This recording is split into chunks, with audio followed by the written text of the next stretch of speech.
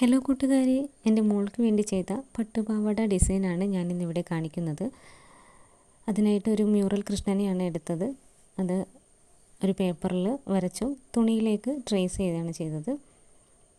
ആർട്ട്ലൈൻ്റെ fabric കളറാണ് ഞാൻ use ചെയ്യുന്നത്. ക്രിംസൺ റെഡ് കൊണ്ട് ആദ്യം തന്നെ അത് ഔട്ട്ലൈൻ ചെയ്തെടുത്തു.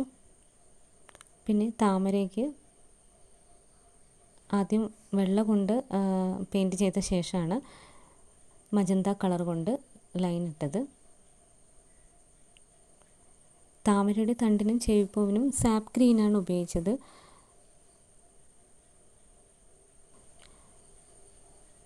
ആഭരണങ്ങൾക്കും ചെവിപ്പൂവിനും ഓറഞ്ച് നിറം അപ്ലൈ ചെയ്തു.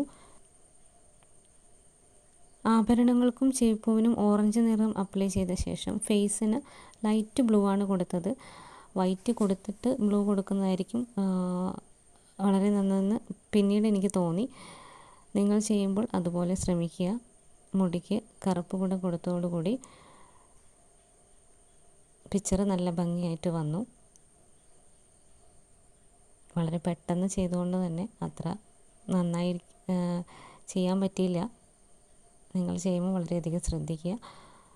ഇതിൻ്റെ ഫൈനൽ ലുക്ക് എന്ന് പറയുന്നത് ഇതാണ്.